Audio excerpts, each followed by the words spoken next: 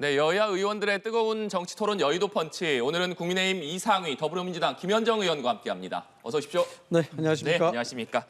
네, 본격적인 정치 현안 얘기하기 전에 오늘 워낙 큰 뉴스가 있었기 때문에 미국 대선 TV 토론 얘기 잠깐 하고 현안 얘기로 넘어가 보겠습니다. 초박빙의 판세 속에서 오늘 카멀라 해리스 후보 그리고 도널드 트럼프 후보가 첫 TV 토론을 가졌는데 역시나 한반도 문제가 언급될지 가장 큰 관전 포인트였습니다. 김정은 북한 국무위원장을 거론하면서 두 후보가 맞붙기도 했는데 오늘 TV 토론 두 분께서는 어떻게 보셨는지 총평 듣고 넘어가도록 하겠습니다. 먼저 이상희 의원님 어떻게 보셨습니까? 뭐 지금 우리 국내 정치도 어지러운데 남의 나라 정치 이야기하기가 조금 그렇긴 합니다. 일단 이미지 측면에서는 해리스가 생각보다 여유로웠다. 그리고 굉장히 공격적으로 나왔다라는 점에서 향후의 대통령 후보로서의 그 어떤 수권에 대한 능력이랄까요? 네. 이런 것을 증명시키기 위해서 열심히 노력했고 뭐 개인적인 생각입니다만 괜찮았다는 평가가 들고 반면에 트럼프 같은 경우에는 좀 조급해 보였다는 생각이 듭니다. 그런 상황에서 이미지 측면에서 좀 분석할 수가 있을 것 같고 내용적 측면에서는 김정은에 대한 얘기는 실질적으로 러시아 푸틴과 김정은 위원장의 독재자적 이미지 이 부분에 대해서 해리스 측은 결국 트럼프가 트러블 메이커가 아니냐 이 부분을 집중적으로 부각시키려고 했던 것 같아요. 그런데 반면에 이제 트럼프 같은 경우에는 나는 트러블 메이커가 아니다. 나는 두 사람과 관계도 좋고 언제 어디든지 조율하고 조정해 나갈 수 있는 그러한 능력을 갖고 있다. 이걸 좀 부각시키려 한 것이 아니냐 생각이 들어서 결국 이제 김정은 위원장을 대두시킨 것은 그런 트럼프의 독재적 이미지 또 그런 것과 상관 연관성을 비교해 보려고 또 투영시켜 보려는 그런 해리스의 전략이 시도된 그런 바와 같다 이렇게 봐야 되겠죠. 네. 네. 오늘 TV 토론 우리 국민들께서도 참 많은 관심을 가지고 지켜보셨는데 네. 김현정 의원께서는 어떻게 보셨습니까? 전반적인 그 관전평은 우리 이상희 의원님이랑 저랑 비슷한 것 같아요. 지금 그 1%포인트의 내외의 초박빙 승부잖아요. 그래서 이번 첫 TV 토론이 대선 판도 전체를 가늠할 수 있는 가늠자가 될 것이다라는 평가들이 있었는데 오늘 이렇게 토론을 보니까 해리스가 예상외로 좀 이렇게 뭐 여유를 가지면서 공세적으로 나갔고 트럼프는 오히려 방어적이면서 가끔가다 평정심을 잃은 그런 모습들이 좀 보여진 것 같아요.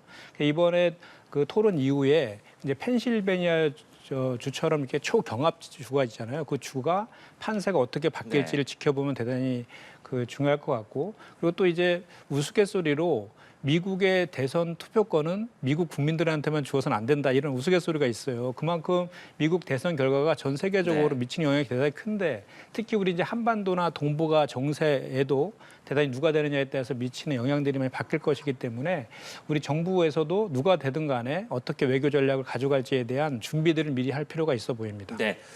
본격적으로 국내 정치 현안에 대한 얘기로 넘어가 보겠습니다. 다음 주, 그러니까 이번 주말부터 본격적인 추석 연휴가 시작이 되는데 의정 갈등이 장기화되다 보니까 연휴 기간에 응급실 운영에 대한 우려가 커지고 있습니다. 정부에서는 연일 응급실 운영과 관련된 대책을 발표하고 있는 상황인데 자, 현재 의료 상황 어떻게 보고 계시는지 두 분 말씀 듣겠습니다. 먼저 이상희 의원님. 예, 이게 지금 뭐 더위 먹은 소가 달보고 헐떡인다고 이 워낙에 연금 문제가 대두가 크게 되다 보니까 추석 연휴에 뭔가 큰 대란이 일어날 것 같은 그런 걱정, 우려가 굉장히 많은 것 같아요. 그런데 사실 뭐 현실적으로 이야기하자 그러면은 대한민국이 그렇게 리스크에 약하지는 않습니다. 허약한 체질도 아니고요. 위기 능력에 강하게 대응하는 게 또 대한민국이라 봐야 될 것 같습니다.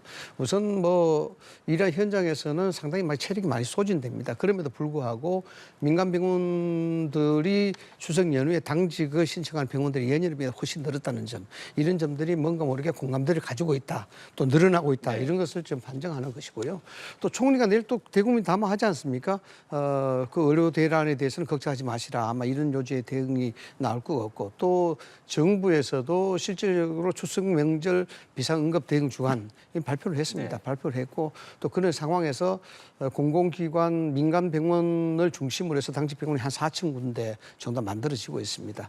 이러한 것들을 봤을 때 정부로서는 최선을 다해서 지금 연금의료 체계 또 의료 대란에 대한 문제를 철저하게 대비하고 있다. 또 국민들은 이 부분에 대해서 정부를 우선 또 믿어줘야 되겠다는 그런 생각이 좀 들고요.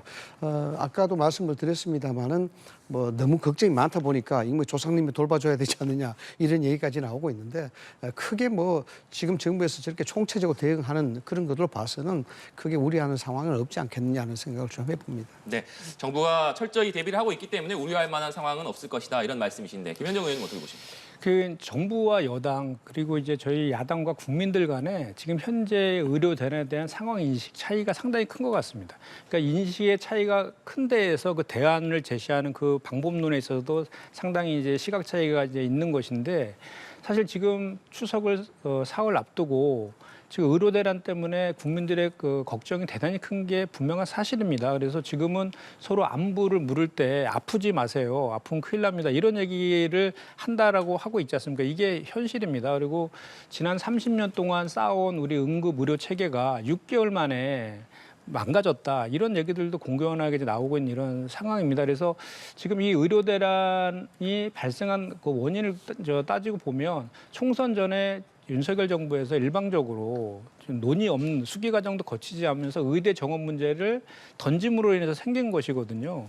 그렇다라고 하면 이 문제의 해결에 대한 본질은 바로 그 의료계를 설득해서 이 문제를 풀어나가는 그 역할들을 정부 여당이 좀 해줘야 되는데 지금 그렇지 않고 그 인식 자체가 지금 별 문제가 없다라는 인식을 대통령과 총리 그리고 그 장관들조차도 이렇게 하고 있는 이런 상황 속에서 아무 문제가 없다라는 식으로 국민들한테 얘기한다 한들 국민들께서 이미 현장에서 체험하고 있고 그 응급실 뺑뺑이를 돌다가 사망하는 일들이 지금 벌어지고 있는 이런 상황 속에서 국가의 가장 큰 정부의 가장 큰 역할은 국민의 생명을 지키는 거지 않습니까? 그래서 의료계의 탓으로만 넘길 것이 아니라 국민의 생명을 지킨다는 그 관점에서 정부가 좀 더 적극적으로 이 문제 해결을 위해서 나서야 된다. 저는 그렇게 생각합니다. 네, 정부가 적극적으로 문제 해결에 나서야 된다 말씀을 해주셨는데 일단 여야 정치권에서는 이 문제를 풀기 위해서 여야 의정 협의체 구성에 합의를 했습니다. 한 목소리로 의료계가 참여를 해달라 이렇게 요청을 하고 있습니다만 의료계에서는 아직까지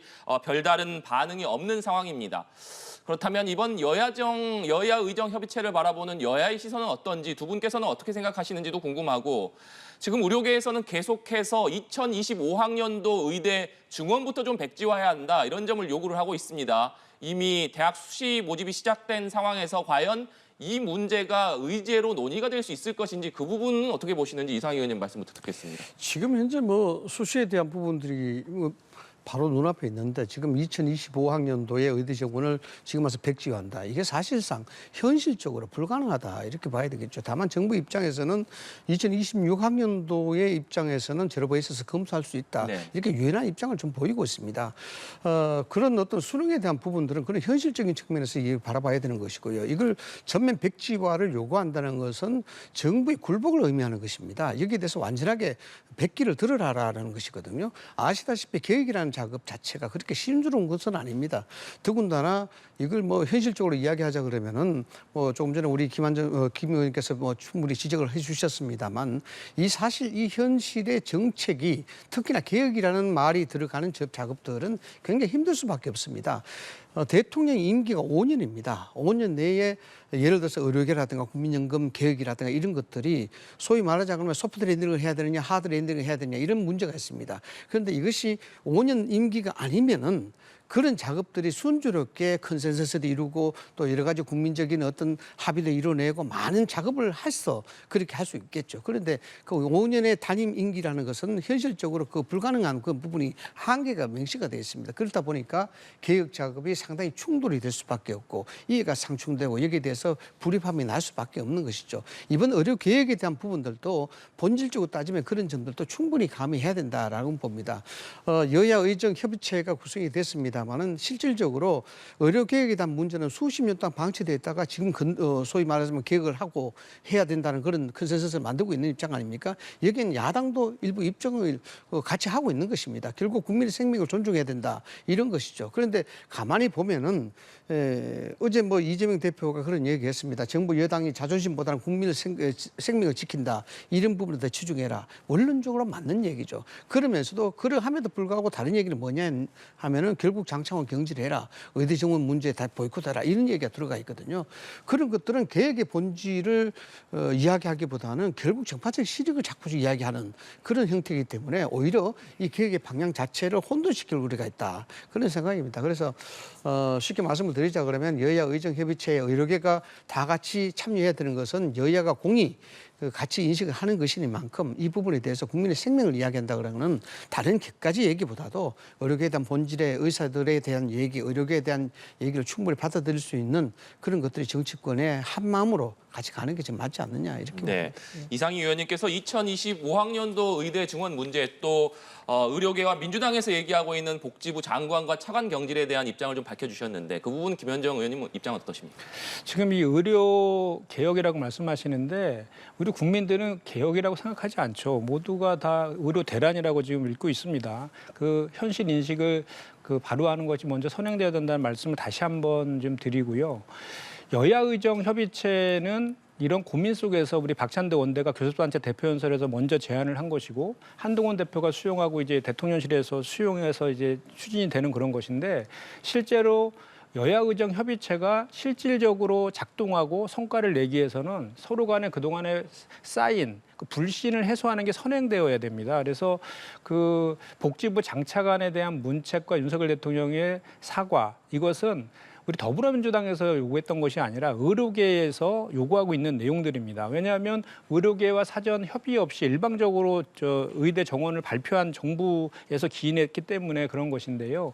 그리고 그거에 대해서 이 문제를 실제로 해결하기 위해서 야당으로서의 그런 역할을 하고 있는 것이다라고 하는 것이고 또 정부 여당에서의 그 통일된 목소리가 없는 것도 좀 가장 큰 문제 중에 하나예요. 지금 윤석열 대통령과 대통령실은 이 협의체의 주체는 여당이라고 하고 있습니다. 그리고 그 의료계한테는 과학적인 그 근거를 대라 그 의대 정원 수에 대해서 이렇게 얘기하고 있어요. 근데 의대 정원 수는 정부가 정하는 건데 정부가 과학적인 근거를 대야지 의료계 반대하고 있는 의료계한테 과학적 근거를 대라는 것도 앞뒤가 맞지 않는 얘기고 한동훈 대표만 지금 그 아무런 조건 없는 상태에서 여야의정 협의체를 열자라고 그 내년도에 의대 증원 문제까지 포함해서 모든 것들을 그 전제 조건 없이 해서 이 여야의정 협의체를 출범시키자라고 얘기하고 있지만 같은 당인 그 국민의힘의 추경호 원내대표라든지 정책위 의장은 의대 정원 문제 내년도에 의대 정원 문제는 절대로 바꿀 수 없다 이렇게 얘기하고 단정적으로 이야기하고 있고 또 그 문책의 문제는 정부에서 할 부분이다라고 해서 여당으로서 할 역할이 없다 이렇게 얘기하고 있거든요. 그렇기 때문에 지금 정부 여당의 그 진정성에 대해서 의료계가 지금 믿지를 못하고 있는 거예요. 그렇다고 하면 어떻게 진정성 있게 이 의료 대란 문제를 해결하기 위해서 이 협의체가 출범할 수 있냐는 것이죠. 그래서 저는 그 정부와 또는 여당 일부 또는 그 윤석열 대통령이 이 의료 대란과 관련해서 그러니까 의대 정원과 관련해서 의료계와의 또 다른 시각이 있을 수도 있다고 봅니다. 그럼에도 불구하고 지금 현재 국민의 생명들이 이때로운 지경까지 와 있는 이런 상황 속에서 정부의 역할은 국민의 생명을 가장 최우선시 둬서 이 문제를 해결하겠다는 그 의지가 좀 필요한 것이고 의지가 있어야지만이 그 문제를 풀기 위해서 어떤 조치라도 이제 해야 될 텐데 지금 사실 윤석열 대통령이 그 최근에 발언한 것을 보면은 비상의료 체계는 아무 문제가 없다 이렇게 얘기하고 계시고 한덕수 총리도 어제 그 대정부 질문에서 10년 전에도 응급실 뺑뺑이는 있었고 전 정부 탓을 또 막 하시더라고요. 그리고 교육부 장관은 6개월만 버티면 이긴다. 그리고 복지부 차관은 뭐 이렇게 그 경증 전화할 수 있으면 경증이다 이렇게 망언들을 해가지고 오히려 이 사태를 더 악화시키고 있는 그런 상황 아닙니까? 그래서 이런 제대로 된 인식, 그 상황 인식이 전제돼야 되고 그거고 이 문제를 해결하기 위한 국민을 보고 좀 그 적극적인 태도가 좀 필요한 시점이다 이렇게 다시 한번 말씀드립니다. 국민을 보고 있는 것이죠. 그래서 개혁이 필요한 겁니다. 뭐 이런 말씀 드리기가 못합니다만은 실제적으로 국회의원들이 가장 민원을 많이 받는 것이 병원을 알아보는 일입니다. 지역에 의사를 알아봐달라고 그러고 그만큼 이 의료계에 대한 문제, 의사의 숫자, 그다음 병원에 대한 문제는 수십 년 동안 이어져 왔습니다. 이런 문제를 윤석열 정부가 와서 의료 개혁을 해야 되겠다고 나선 것입니다. 여기에 정치적 실익이 있을 수가 없죠. 그래서 뭐 말씀하신 대로 진정성이 있느냐에 대해서 이야기를 하시는데 그러면 윤석열 정부가 국민을 상대로 해서 무슨 실험을 대상으로 하는 것도 아닌데 의료 개혁에 대한 부분 자체가 골고루 국민들에게 의료에 대한 혜택을 주고자 하는 그런 정책적 목표가 분명히 있는데 그게 진정성이 없을 리가 없죠. 없지 않습니까? 그런 부분에 대해서는 충분한 어떤 진정성을 의심할 필요가 없다라는 말씀을 좀 드리고요. 그다음에 이건 분명 본질 자체가 의료 개혁입니다. 의료 대란이 아니고 이 표현을 분명히 하셔야 되는데 의료 대란으로 자꾸 표현을 하게 된다면은 집권 정부 즉 윤석열 정부가 어떤 정책을 집행함에 있어서 굉장히 문제가 있고 이 부분에 대해서는 집권에 대한 능력 자체가 문제가 있다는 프레임입니다. 문제는 이 부분은 지금 의료 개혁을 해내는 과정에서의 하나의 진통적 상황으로 남게 되는 그런 현실이라고 봐야 되는 것이죠. 그런 측면에서 지금 여야 의정이 있습니다만 의료계가 결국 이해 당사자 아니겠습니까? 그 개혁을 하려고 그러면 여기에 실익을 계산할 수밖에 없는 것이고 여기에 따른 진통을 어차피 감내를 해야 되는 것입니다. 그래서 제가 앞서 말씀드린 것이 개혁이라고 이야기한 자체가 그렇게 숨스럽게 흘러갈 것 같으면 개혁 못할 사람이 없지 않습니까? 그래서 이런 부분들은 정부를 믿고 좀 같이 정치권이 이럴 때 한 마음을 해서 국민들의 생명을 담보로 하는 것이니만큼 여기에 정부가 어떤 술수를 가지고 이야기하겠습니까? 그런 측면에서 같이 좀 의논을 했으면 좋겠다라는 그런 뜻에서 말씀을 지금 드리는 이상 의원이 말씀하신 것처럼 그렇기 때문에 말씀하신 의료 개혁이 성공적으로 되기 위해서는 가장 주요한 주체 중에 한 의료계의 동의가 따라줘야 될 거 아닙니까? 그 의료계의 동의를 받아내고 지금 현재 벌어진 지금 일방적으로 추진함으로 해서 벌어진 현재 의료 대란이 있는 거는 분명한 사실이죠. 의료 대란 문제를 해결하기 위해서 추석 연휴 대책도 추석 응급 의료 대책도 윤석열 대통령이 국무회의 통해서 발표한 것 아니겠습니까? 그런데 그 대책이라는 것도 사실은 보니까 추석 전후로 해가지고 그 의료 수가를 3.5배 인상하겠다. 본인 부담금을 90%를 올리겠다. 이런 내용하고 군의관을 투입하겠다고 했던 그 종전의 대책들을 재탕삼탕한 거에 그쳤거든요. 그런데 거기에서 반드시 넣었어야 될 것이 바로 그 의료계에 대한 당부의 얘기였어요. 우리가 여야 의정 협의체를 통해서 정말로 그 의료개혁이 성공할 수 있도록 같이 논의하자. 그리고 그동안에 그 의료계를 패싱하고 일방적으로 했던 거에 대해서는 사과하고 이런 진정 어린 태도들이 같이 그런 자세들이 같이 좀 병행했으면 하는 그런 아쉬움을 제가 계속해서 말씀드리는 것입니다. 네, 다음 주제로 좀 넘어가 보겠습니다. 오늘도 국회에서는 경제 분야 대정부 질문이 진행이 되고 있습니다. 지금 사흘째 대정부 질문인데 어제 있었던 대정부 질문 상황을 좀 살펴보면 외교 통일 안보 분야였습니다.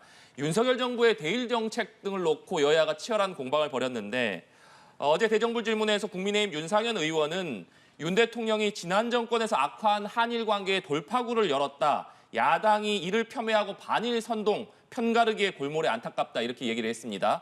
야당에서는 정부 인사들이 친일 성향을 띠고 있다 이런 점을 지적을 하면서 강한 비판을 쏟아냈는데 자, 어제 있었던 일본과 관련된 공방 김현정 의원님께서는 어떻게 좀 보셨습니까? 이게 지금 참 그 외교라는 게 상호주의 원칙하에 서로 주고받는 거지 않습니까? 그래서 실리 외교라고 하고 있는 것인데 과연 지금 우리 국민들께서 일본과의 그런 외교 관계가 한일 관계가 정상적으로 작동되고 있는지 아니면은 일방적으로 퍼주는 친일 그리고 또 숭일 이런 외교 인지에 대해서 우리가 한번 잘 생각해 볼 필요가 있습니다. 사실 윤석열 정부 들어서 한일 관계의 새로운 미래를 열겠다라는 그 취지는 좋았고 그래서 우리가 먼저 그 얽힌 실타래를 먼저 풀면 그러니까 물의 반컵을 저희가 채우면 나머지 반컵은 일본이 채워주겠다 이렇게 하면서 강제징용에 대한 제3자 배상안 헌법과 판례의 결정까지 그 부정하면서 그런 걸 했지 않습니까? 그 이후에 그 일본의 태도는 과연 그 반컵을 채웠느냐라고 보면 우리 국민들은 전혀 그렇게 생각하지 않을 거예요.